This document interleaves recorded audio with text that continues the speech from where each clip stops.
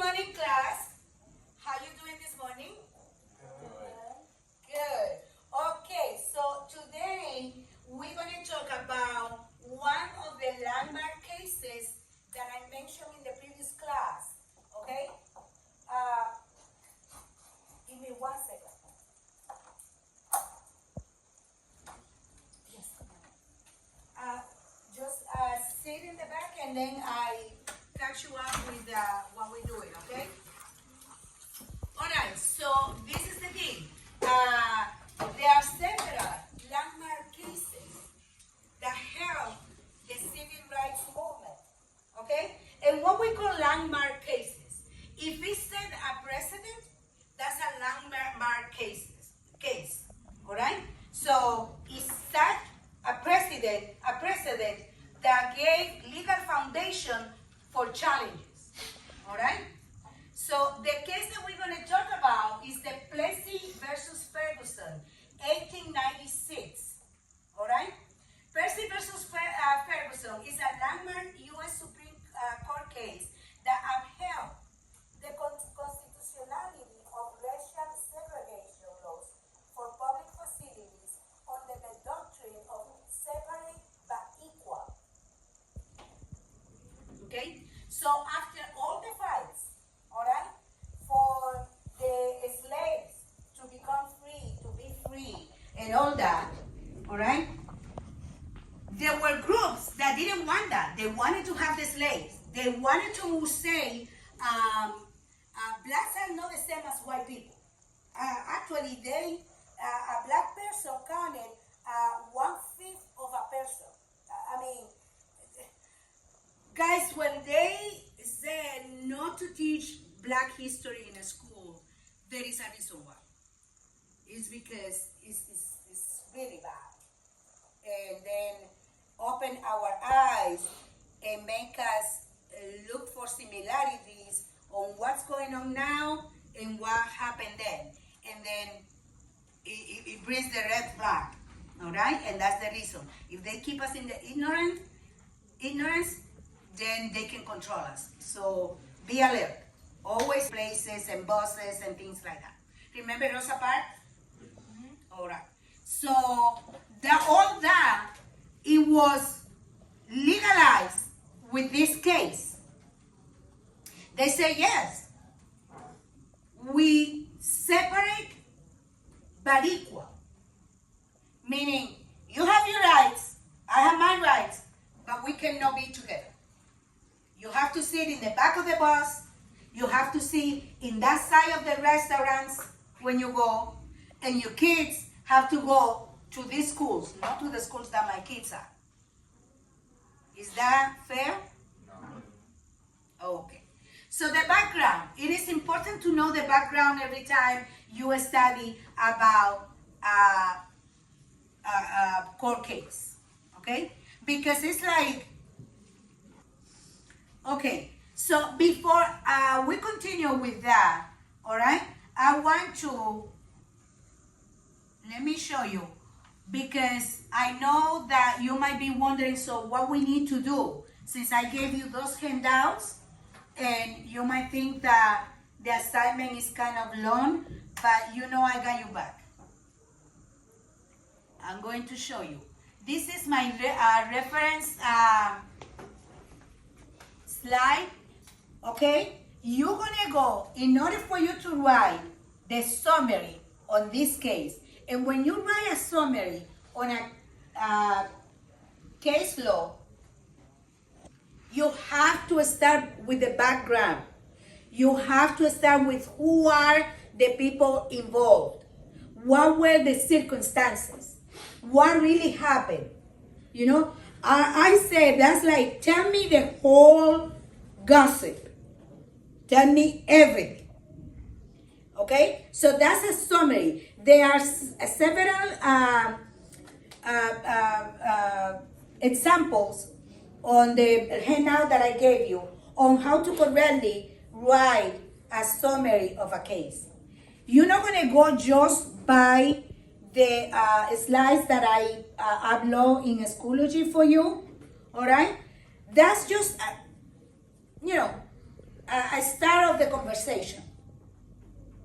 You need to write a summary the proper way of doing it, all right? And I put several examples on the handout on what steps you're gonna take to write a summary. And if you go here, in this one here, that says Plessy versus Ferguson, summary, decision, background, and impact, you have it there. You're gonna have, of course, you're not gonna write word by word. You're gonna read that and write your summary. But in here, it gives you the background, the participant, the plaintiff, and the person that is the defender, okay, or the contestant. Because in civil cases, you don't say defendant, you say contestant. All right. All right. So this is the thing. In here, the majority of the opinion, what exactly they said, okay? The dissenting opinion. Dissenting opinion, we said that it was 7-1, the decision, no? So one person that disagreed with the decision of the majority, what were her reason or his reason? At that time, there was no female on the Supreme Court. What was his reasoning? And why is it important to always read the opinions, either the majority opinion and the dissenting opinion? Okay, it's very important to read both of them because that gives you insight and challenge and make you think. All right, why they made the decision they made and why the other person is kind of putting red flags. Hey, this is wrong. Making this decision, because every time a court makes a decision, it sets a precedent. All right? So after they decided that it was okay, they separate but equal, so segregate people, maintaining the segregation, nobody could complain or take the case, they can take the case to the courts, but it's going to be a very lengthy process. Why? Because it's a law. I'm black, I have to walk to the back of the bus and sit there. I'm black, my kids cannot go to that school. I'm black, I go to the restaurant and look, whites are this way, I have to go this way. So the dissenting opinion is very important because they tell you this is setting a precedent and this is what's going to happen, okay? This is how it's going to affect the future. So that's what you're going to do, write a summary, okay? I gave you all the tools.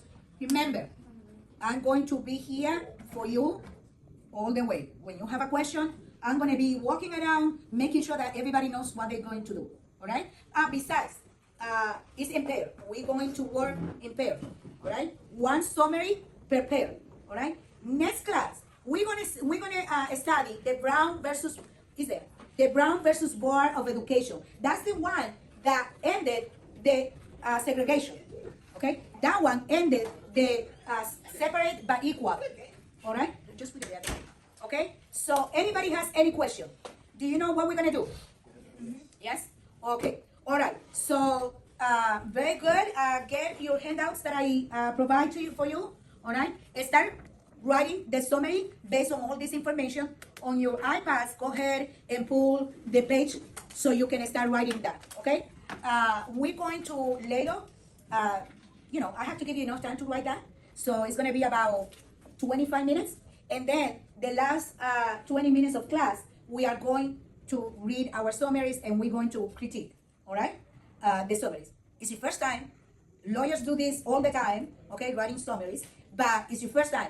I don't expect for that to be perfect, all right? I just want to make sure that you kind of have an idea of what is important every time a case is decided, especially when the case is decided in the Supreme Court. Why? Because that's the law of the land. So the whole United States have to go by that. It will affect all of us. So understanding each step every time we see a case decided by the Supreme Court. How is that going to affect us all right? And try always to read. At first, it's kind of boring, but later when you start understanding, all the legal terminology, it's very interesting to read the summary of the majority, the opinion of the majority and the dissenting opinion. Very, very interesting. Okay, guys, so let's work on that, all right? We're going to do it together, and then later we're going to critique that. All right? Thank you.